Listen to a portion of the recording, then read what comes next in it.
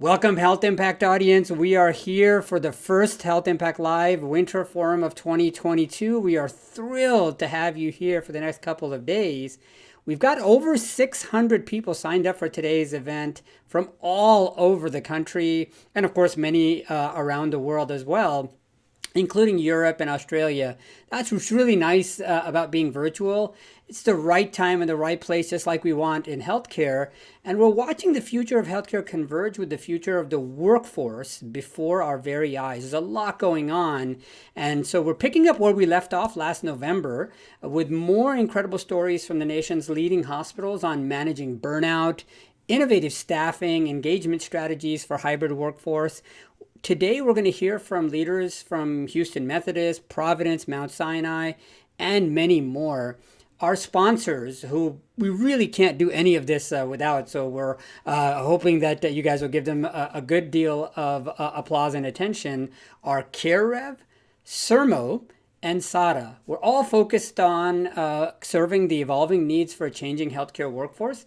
And we will have a lot of chance to discuss these strategies and more during the roundtable today from 4 to 5 Eastern. So please be sure to come by, bring your pets, drinks, kids, whatever you want to join the great conversation and the wonderful learning opportunity. So, okay, without further ado, I'm going to hand the virtual mic over to Michael Ames of SADA Systems, and he has the honor of moderating the morning keynote with 3 amazing leaders. And Michael's going to do a fantastic job, and I'll come back throughout the day to introduce others as we go forward. With that, Michael, take it over.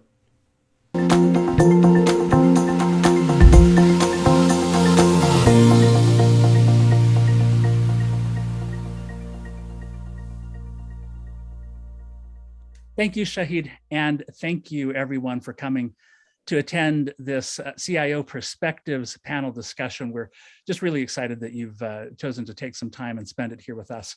And I hope you're going to find it a really valuable use of your time. My name is Michael Ames. I'm Senior Director for Healthcare and Life Sciences at SADA. SADA is a Google Cloud reseller and consultancy. My work is in helping to bridge the gap between Google's technology and the healthcare and life sciences community. But today, you're going to be hearing mainly from a couple of great panelists that we're very thankful have come to spend some time with us. I'll let them introduce themselves in a little bit more detail in just a moment. Michelle Stansbury and Kathy McNeil here talking about accelerating your hybrid workforce, empowering productive, secure, and happy hybrid teams. I'm going to give you a little bit of background before we begin with intros and questions for Michelle and Kathy. The idea for this session was actually stimulated by a session that we did last fall with HealthIMPACT, where we had some amazing healthcare IT leaders in to talk about investments that they had made during the pandemic that ultimately paid off. We expected that conversation to be all about technology, and were surprised in an uplifting way to find out how much of the conversation ended up being about people. And one of the topics that we focused on was the difficulty, opportunity, and challenges of this new hybrid workforce. And we felt like how to effectively manage a hybrid IT workforce in an industry that has been almost entirely in office for as long as there has been IT in healthcare is worthwhile spending some time on. And we've invited some leaders here who have great perspectives on this topic. So we're going to take a moment here to give them a chance to introduce themselves. And what I'm going to ask, Michelle, Kathy, we'll go in that order. Just tell us briefly who you are, the 30-second overview of your organization, and then summarize for us, how did the pandemic actually change your remote work situation? Where is it now, and where do you expect it's going to be in the near future, let's say in the next 12 months? Michelle, can we start with you? Sure. Thank you very much for having me on. Michelle Stansbury. I'm the Vice President over our Center for Innovation and IT Applications at Houston Methodist. We're a large health system here in the Houston, Texas market with over 27,000 employees, around 600, a little over 600 employees in IT. So I'm very happy to talk about this subject. It was something that came to all surprise for us during the pandemic. I think we were all startled. And where did you land at the end of the pandemic? What is your hybrid? So well, at the very start of it, of course, we all quickly sent our employees home. There were, of course, some that had to remain on site. Not only did we do it in IT, but for a lot of our corporate departments, they went home as well. So the challenge there, again, how did you get everybody set up at home? How do you get all the computer systems, everything that they were going to need to connect? I will tell you, we learned Microsoft Teams. We deployed that out within 2 days so that we were able to continue on to be able to meet, because meetings, of course, in-person meetings had stopped. So we have probably around a little over 95% of our staff that are full remote at home, and we have remained that way today and will remain that way. Wow. Our plans to come back we will hold what we call team days, and those are more to get people just ingrained of being able to be around each other, kind of, social events, kind of going through, just reacclimating, being in person and things. But no, we have made the decision to just stay remote because it has worked extremely well for us. There's been a few challenges, and I'm sure we'll kind of pick those up in a little bit, but that's where we're at today. Thank you. Yeah, and definitely we'll dig into those challenges and some of the creative things that you're doing to address them. Kathy, same thing. Your organization, what changed by way of hybrid and remote work, and where do you think you're going in the next 12 months? Great, thanks so much. I'm thrilled to be here. My name is Kathy McNeil. I'm the Senior Director of Program Management for the Office of the CIO at Jefferson Health in Philadelphia.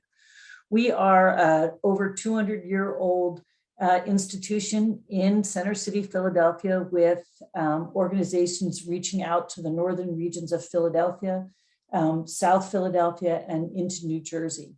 We are an 18-hospital organization.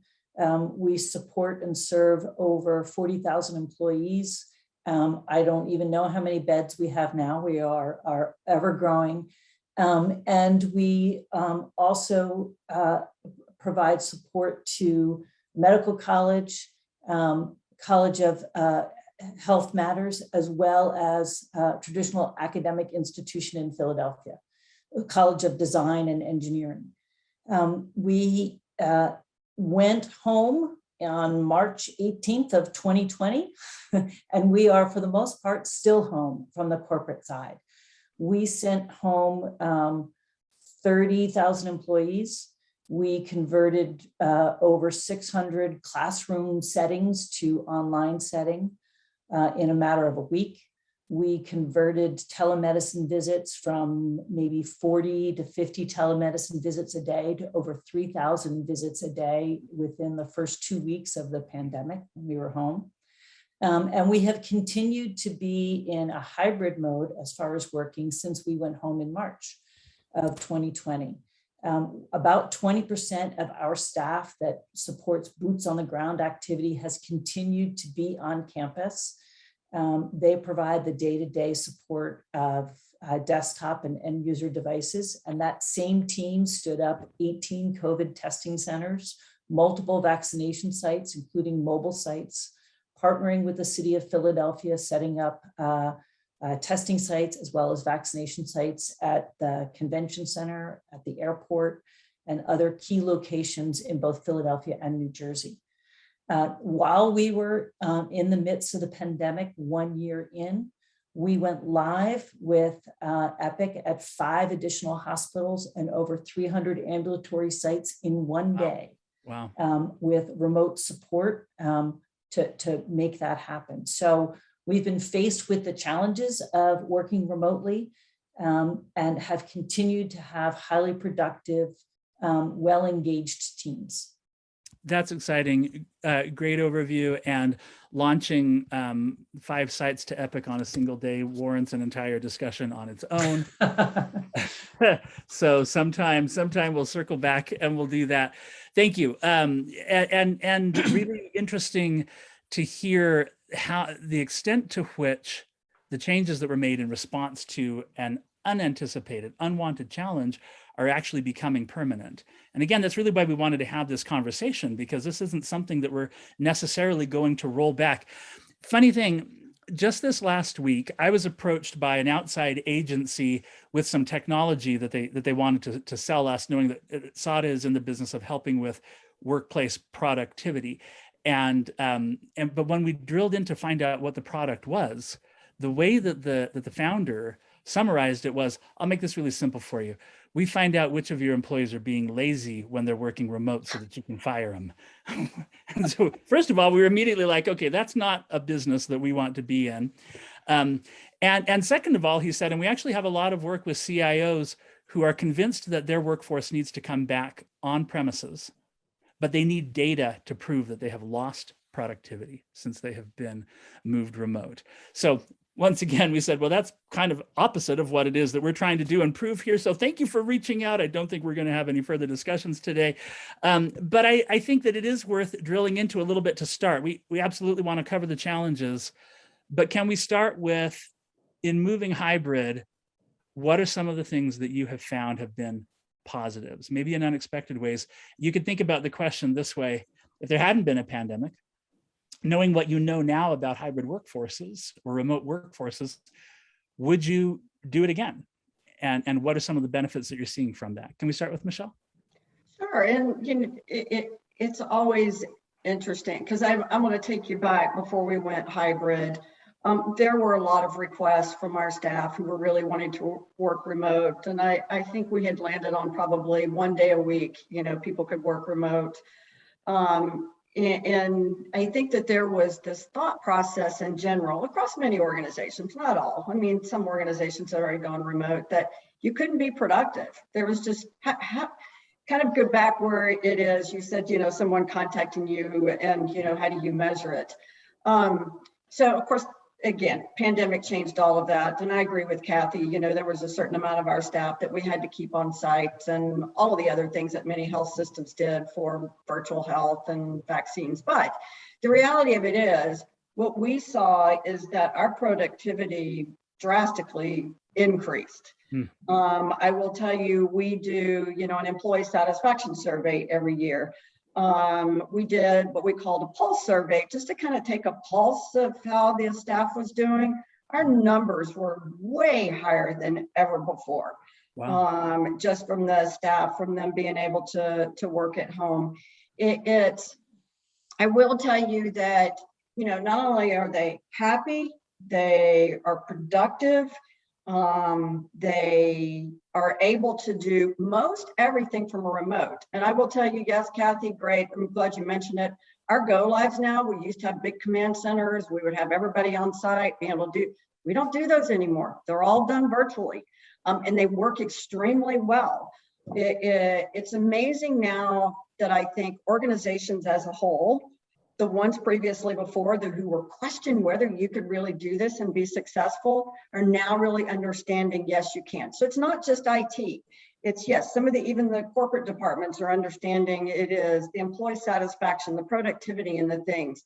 And the ultimate outcomes out of this, and I don't know that any organization has truly gotten to this, but think of the physical space that you no longer have to maintain for a workforce that you had in every day. I think that's another piece that people just aren't really considering at least at this point. Yeah, that's remarkable. And I love the idea of the pulse survey, that you're actually doing something to measure employee satisfaction. But I guess I'm curious, if I were going to approach that skeptically, I would say, well, of course they're going to say they love this new job. They don't have to commute. They can work in their pajama bottoms as long as they've got a button-up shirt on top. I'm not indicating anything here. I'm just saying that some people could do that. But I'm curious what else you are using to measure, whether it's formal or informal, their actual productivity. You said productivity is up. How do we know? We do. Yes, and we have a tool that we've homegrown also within our organization that we use, and actually it's multi-purpose, and we call it our demand capacity tool. And so our staff have to end up putting in their hours that they've worked on each project, whether it be a work request, service request, or an actual full-blown project. And it's multi-purpose. It kind of helps for us to determine how much time is being spent on each of these things that they're working on. And the managers are in very close contact with these individuals on a daily basis and really talking through. But the other purpose of it is to measure how much capacity do we have to take on. I will tell you, during the pandemic, it was all about COVID. How do we get new units set up? How do we get things measured around? How do we get, vaccine clinics set up? How do you get? And, all of that was done, and I've used this term a lot. It was done at COVID speed. Well, guess what? Now that hopefully, we're not going to go through another surge, but hopefully, COVID is kind of on the downturn. That measure of what our customers want is at that same speed. And so we're trying to get back to some reality that we can't continue to, function at that pace. We got to get back to some sort of normal pace. And that's what we're doing. We're using this tool not only to measure what the staff is doing and how much time they're spending, and it would clearly tell me I have one staff that, can work this amount of time and complete these things. And I have another one that's at a much lower pace. So it does kind of help to understand that productivity, but it is also very much helping me with customers to help manage expectations and priorities. Yeah, I love that. So you're measuring both sort of the hearts and the minds there. You've got their self-reported satisfaction level through Pulse, and then you've got something more empirical about productivity and capacity through this other tool that you've developed that addresses the skeptics, I think pretty well. Kathy, would love to hear from you at Jefferson Health. What are you seeing? What are you seeing are the positives? So the positives are productivity is definitely up. We are seeing folks who are, on the positive side as well as the negative side, working longer days. So those days that they would have spent commuting or they're now spending getting caught up on email or having scheduled conversations that start early in the morning and go into the evening. So from a productivity perspective, that's terrific. But from an employee satisfaction perspective, we challenge with having those boundaries of start and end times. Prior to the pandemic, commute time, and since we're in the city of Philadelphia, most of our employees have a pretty significant commute time. That was that break or barrier between home life and work life. And those margins have been erased somewhat. And it's both a positive and a negative. We have folks that love the fact that they're not commuting into the city, they're not waiting for a train, they're not paying for parking. Those things are a real plus. We measure our productivity not only through internal tools that measure the satisfaction and productivity, very similar, Michelle, to what you said, but we also have customer satisfaction surveys. And our customer satisfaction surveys in the areas of quality and knowledge and timeliness and overall scores have all improved significantly over the course of the last 2 years. So that's another way that we are indicating that our productivity is up and the support that we're able to provide to our community of clinicians and faculty and patients, it has also improved. So we're thrilled at what we can do with our teams. In reference to the go live support, we did, with a major go live that we had, and we've had a number, we're going through a go live right now, but we've got through the major go live with the 5 hospitals, we had a hybrid approach there too. We did create an on-premise command center. It was off campus from the hospital institutions because there's no way we could have that many people going in and around the hospitals. And we were able to take over classroom settings because classes had all moved to being remote. So we took over the classrooms and we were able to spread our teams out and have the leaders from teams come together for centralized meetings and also be centrally located to the 5 hospitals. So when we had to send boots on the ground, which for us is a really important aspect of go live support, not only for the troubleshooting, but to go observe what's happening in the workflow in a lab, or see what's happening in the patient intake areas where there are some hiccups and you can't just rely on what you're being told. You actually have to go and observe those things. We made sure that we had enough staff centrally located where you could say, hey, we need you to go over to hospital X and spend a couple hours just watching. And we were able to do that successfully by having this hybrid setup of folks in a centralized location. It's interesting to see how often in these, and apologies for interrupting, Go ahead. but it's interesting how often in these conversations we uncover an unexpected benefit like what you just described. And Michelle touched on this a little bit.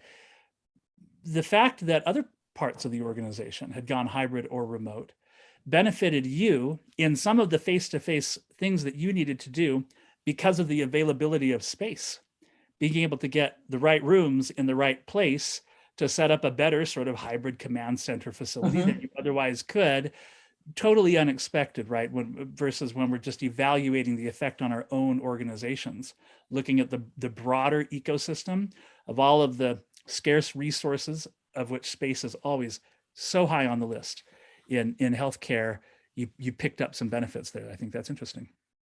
And, you know, if we'd given the staff the choice to say back in March of 2020, without a pandemic in front of us, how would you like to all go home and all work remotely for the next 2 years?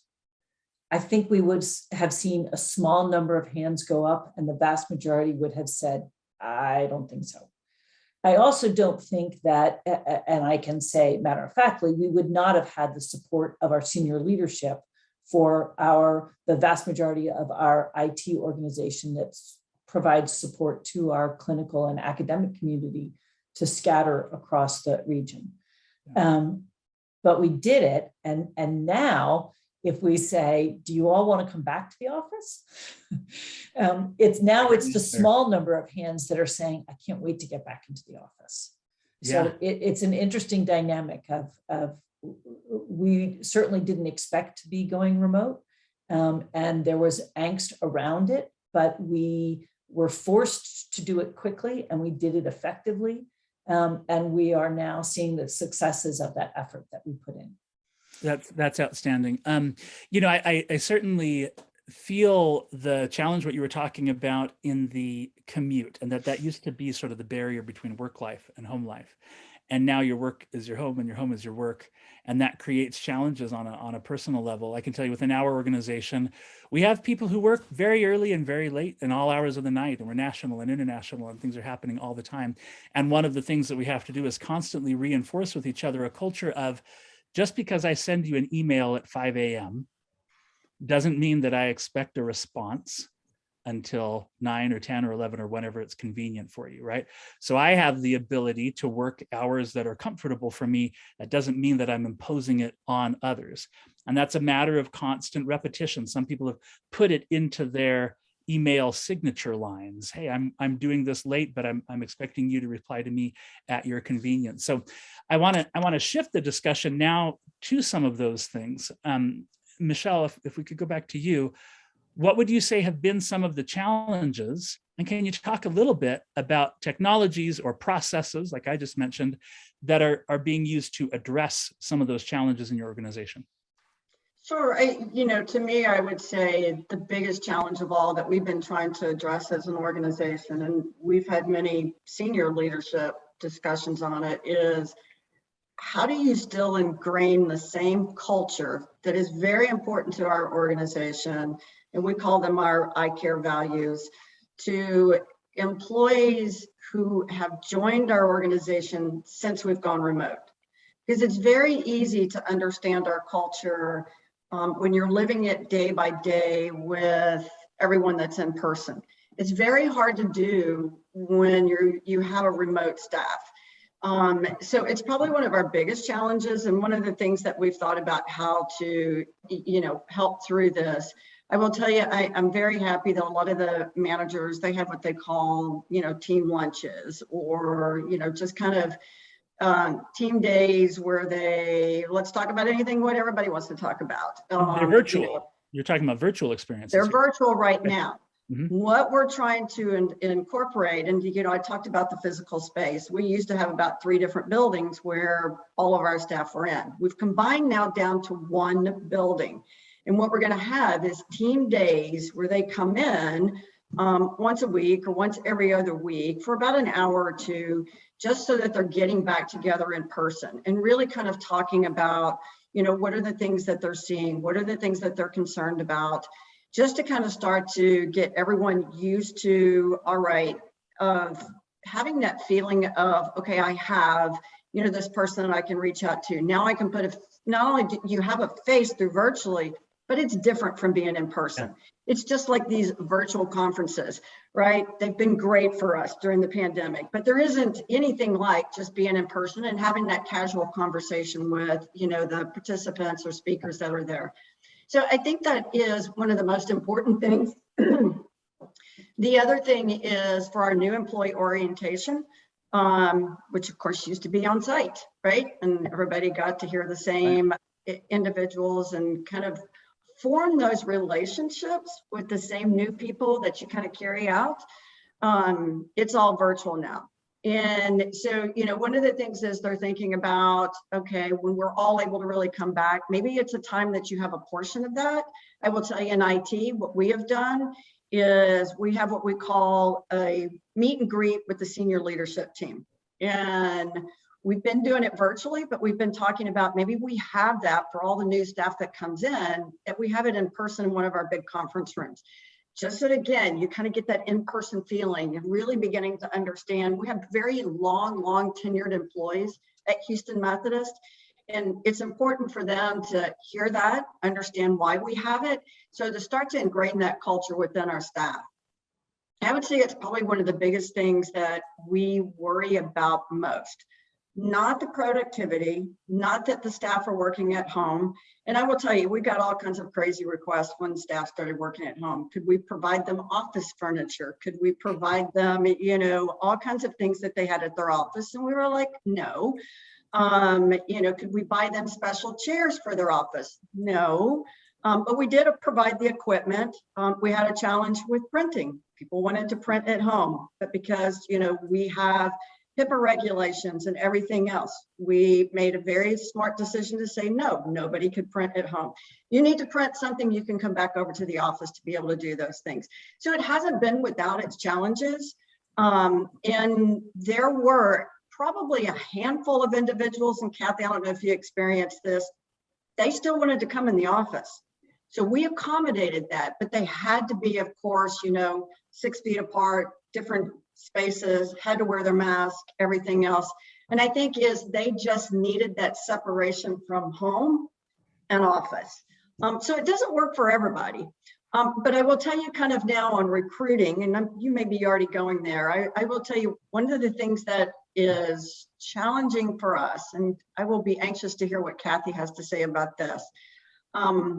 We can hire in the state of Texas, but we can't hire out of state of Texas. We're working on that, but that has put a big, huge hindrance on us trying to hire staff. So it's been a big, huge challenge for us in that aspect, because many organizations were already set up for that. We've lost a few of our staff because they didn't have to move, but they went and worked for another organization that was out of the state of Texas. Yeah, so it has its challenges in that aspect. Yeah, let's dig into that, into the hiring and the staffing thing in a minute, because I think that's worth a deeper dive. Kathy, same question for you. You addressed it a little bit before, but anything else you want to go deeper on the challenges of going remote and technologies or processes or things that you've put in place to try to address those? So early on, the challenges were normalizing on a cohesive tool.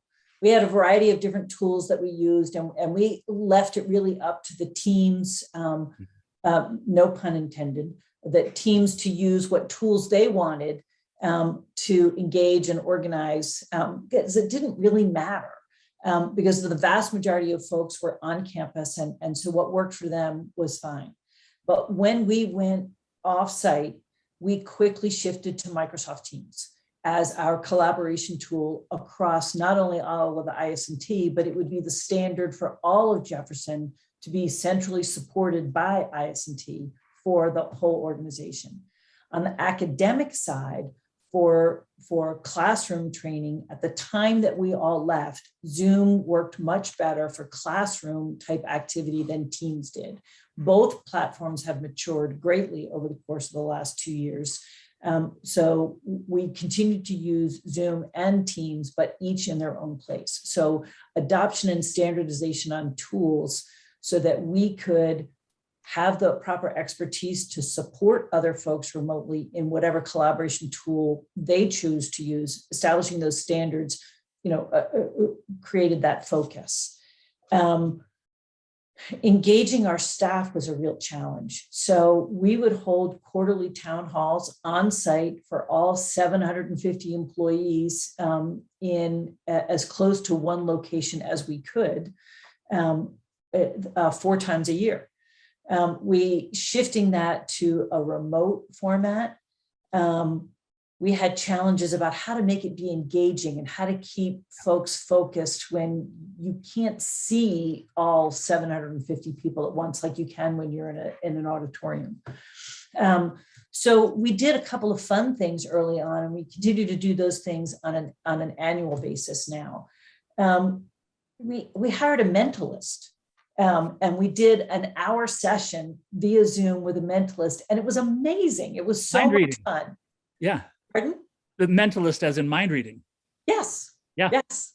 And it was a great activity. We a lot of fun for folks, and it was a good break, especially in those early months when we all went home, and it was a really scary time. So to have something that was completely ridiculous like that was a lot of fun. We've continued to have fun activities like that we can do virtually. We do it for the entire team as a group session, and we also encourage our leaders to do it within each of their divisions within IT to keep folks engaged. We've had a little bit of on-site activity, but not much because of restrictions of folks gathering. We've tried to do team meetings, meaning smaller group meetings that are much more casual. So instead of having just as Michelle, as you mentioned, not so much a focused professional agenda, but really talking about what's going on in your world right now and making sure that we are making time for those conversations that would typically take place over a water cooler. And we do it at the senior leadership level, and we do it all the way down through the staff level of making sure that we are setting aside time during regular meetings for casual conversation. And at first it seemed forced and stilted, but it's become part of the routine now, where there are certain meetings that folks know you have to come prepared with. What did you do over the weekend? Or what do you have planned for the upcoming weekend? Or what special thing is going on in your world that you can talk about?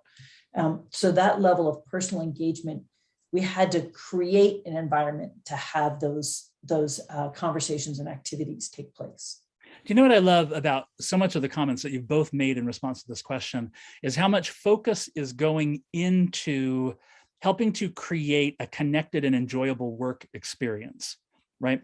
Which we believe, and I know that part of the reason that you're driven to do this is because that does ultimately impact things like productivity and retention. And we're about to talk about recruitment and attention and retention and how hard those things are right now. But part of the reason why I love these panels as well is often your peers in healthcare leadership are up against executive management, their superiors, and others who may or may not recognize the need for that human touch in leadership and the need to actually invest time, take people out of their billable activities, out of their specific project assigned activities, to get together in big groups, small groups, little groups, to once a day come in, or once a week come in with your team and meet face to face for the express purpose of creating human connection and surfacing from that issues that you might not be able to surface if you're working strictly virtually, or if we are strictly working. And what we hope often comes from these panel discussions is now you've given somebody in listening and viewing range permission to take this up as they go to fight these battles on behalf of their organizations. And one of my kind of mantras in the last year or so has been, the pandemic gave healthcare IT organizations a chance to prove their value beyond any other prior moment in history. If we're going to continue to be successful and innovate and grow, taking care of the people is key. And you will never have a better platform or opportunity to do that than right now in this moment, to go advocate for your people, to request the budget that is needed, the changes in technology, to implement the transformation. This is my call out to the CIO and technical leader in healthcare community to seize this moment and to follow some of these examples here that are being set, and to look at what you are doing to support your people, because we've confirmed again and again, they're your most important asset. So that little tirade from me was to give you guys both a chance to breathe a little bit and to get ready for really our last question. And maybe we'll start with Kathy and we'll go, go ahead, Michelle. No, just, if I could make one comment over here, and completely agree with that. And, I will tell you, I think everyone is thinking about that, and even our senior leaders. And I will tell you, in our, we kind of have an annual retreat with all of our executives in our organization. And, we really talked about employee value proposition, right? I mean, traditional it is, look, we make a promise to you as the employer to make sure that we're committed to you and make promises, whatever. And so we really honed in that we had to move away from that traditional approach to a more human-centric approach, and really came down to, what are those deeper connections? What is, the radical flexibility that we're all kind of talking about now? What is our shared purpose? What's the holistic, well-being and personal growth? And that's what I would say is key to this. You got to rethink how it is that you are maintaining and working with this workforce now, because it isn't the traditional way that we've done. I mean, back when I said, great, we had kind of one day everybody could work remote, you were still in kind of the traditional mindset. But look, this has been a tough 2 years, 2.5 years, whatever you want to call it, for every healthcare organization. And I give tremendous kudos and credits to our frontline workers. They've been great. Even our IT staff, as much as they've had to put into it. But it comes back down to, they want to feel connected. They still do, even though they're working remotely. And so how do you keep that connection with your staff while they're doing that? Just my 2 cents. Yeah, that's great. Kathy, anything to add on that topic before we jump? Well, I echo what Michelle has to say. Our teams are highly productive. The challenge is that stickiness, that sense of community, the sense of engagement, that we have to work ever so much harder to make sure that we are providing that environment where it happened more organically. And now we have to make it happen. Great. Wonderful comments. Our last question here really is around some of the challenges of hiring and dealing with a workforce that is not just hybrid or remote, but also national. Michelle, you mentioned already that you're able to hire from within the state of Texas, but your potential employees are not limited by those same boundaries. We're in a world now where a couple of years ago, we might have said that your patient catchment area basically also bounds your employee catchment area, and that you could safely draw from the employee pool in that area and not expect to have to be competing with healthcare systems in another state, in an entire other region, for increasingly scarce workers. Michelle, you said that this is a problem that you're working on. Tell us more about kind of your plans. How are you hoping to ultimately address them? Well, sure. I mean, and just to kind of put context into it, I know that many other health systems have, kind of multi-state facilities. We are a Houston surrounding community, kind of our hospitals take care of this. We do a large number of a global business, but we're mainly here in the Houston surrounding community. And so it was easy when it was not remote. Yes, that's where we hired. You had to come in. Now that it has gone to this remote workforce, we have been able to extend out to say, I will tell you, for our staff, yes, they can be remote anywhere in the state. We have limited that to our management staff. They have to be within 60 miles of at least one of our facilities, to kind of put some definition there. And then, but that's not the way it is for a lot of other health systems, right? They are able to hire multi-state. So we are working very closely with our HR department. We're targeting different states that we want to open up because it has a tax implication that we have to consider overall for the organization. So we're looking at opening up those to be able to see, which ones we want to hire to be able for individuals to work out of state to be here. But then you also have to think, if you're out of state, how much are you bringing those employees then for those team days we talked about to be able to get the connectivity? I mean, those are other considerations that you have to bring in there. And I will just tell you the other thing is, and Kathy, I'm not sure if you're dealing with this, but think about the staff that is coming on site, your desktop support, all of those. They tend to feel, here's the other kind of outcome to that. Well, everyone else is getting to work at home. I'm not. Yeah. So kind of what's my differentiator now for me, because I am coming in every day. And then you also, one other thing you have to think about is for us, we have hurricanes. I don't know if anybody else does. When a hurricane comes or disaster happens, what is the staff that you absolutely have to have on site during those downtimes that we call ride out staff? If you're working remote out in another state, that's not possible. So it's just all of those different unique things that we have to consider for remote staff. And if I am going to require you to come in, is that a differentiator for you versus the one that's over being able to work in a different state? Yeah, so there's the basic HR, legal, tax, accounting, kind of block and tackling to even enable a national workforce. And then once you have that, still a big pile of challenges for figuring out how you integrate them, what are the rules and the boundaries, who's where, how does this affect other aspects of the organization? Yeah, this is a challenge. Kathy, what's happening at Jefferson Health? So we're faced with many of the same challenges, although we aren't limited to Texas. We have hired folks from Texas, but part of our challenge is that we, like Houston Methodist, we are a mission-based organization, and our senior leadership feels very strongly that as a mission-based organization, we need to be tied to that mission, and a way to be tied to that mission is an on-site presence to support both our clinical and our academic teams. So with that, our guidelines are that all of our staff need to be within 2 hours of any of our campuses. That's so that we share that responsibility, Michelle, that you alluded to. If there's an outage, if there's a disaster, if there are planned downtimes that require boots on the ground, that sometimes that work cannot be done remotely, all staff need to have equal availability to be on site.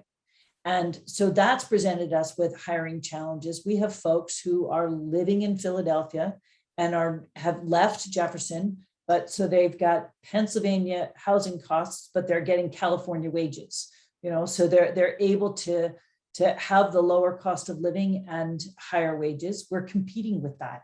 We're competing with the ability to be fully remote, but still stay near family and not have to relocate. So that's a change in our competition in the job market. We don't feel that we have the equal balance of we can recruit from anywhere and allow them to stay anywhere. We can recruit from anywhere, but there is that understanding that if they're in the rotation where they're on call, they need to be able to be on campus at any given time for an unexpected and or planned activity. And so that's really presents us with a challenge. We've made the conscious decision based on a couple of iterative measures that starting in the May timeframe, we will have all staff on campus 2 days a week. 3 days a week, they are able to work remotely, but they will be on campus on a rotating basis 2 days a week. And that's in response to feedback that we got from staff and also in response to what was going on, nationally as well as locally from a healthcare perspective. We had intended to begin that a year ago, and that got postponed and then postponed again. So we are now looking at the May timeframe where that will be rolled out. So things that we can know for sure is that there's not going to be any one size fits all answer to how we solve this problem. I think your comment, Kathy, about your being a mission-oriented organization and how that leads to certain commitments in the kind of community that you create internally and the community that you serve, that kind of thing has an effect on how you approach hiring. And I could imagine after things shake out and people find their way to their new organizations in the new world, you might see some alignment of people who say, yeah, I actually will prefer to work for Jefferson over somewhere else because of that mission orientation and because they value being here in the local community and our seeing people face to face. And there might be other people who find themselves aligning with other organizations who just say, I just love the fact that I can work from home every day from my cabin in Maine for my company in California, and that works, right? And so what we hope is that there will be enough mobility and health in the labor market to be able to satisfy all those roles and needs. And I think it will be fascinating over the next, I think we'll be talking about this for 5 years at least before we're bored of it. It'll be fascinating to see where all of that lands. What I'm happy about today is that we have thought leaders, we have smart people like the two of you, and many others who are jumping in and trying and figuring it out. We're going to be excited to keep in touch and to see how these things develop, to see what you thought you were going to do today that worked out differently, maybe a year from now, maybe 2 years from now. And so I hope that you'll be willing to work with us on that, maybe recap, let the community know some of these things that have happened. We do need to wrap up though. And so I want to thank you both, Michelle and Kathy, for your time and your thoughts and your openness with your ideas and your concerns and your visions for the future. I want to thank the Health Impact community for being here and spending time with us. We hope this is valuable to you, and we look forward to seeing you again in a future session. Thank you for having us. Thank you so much.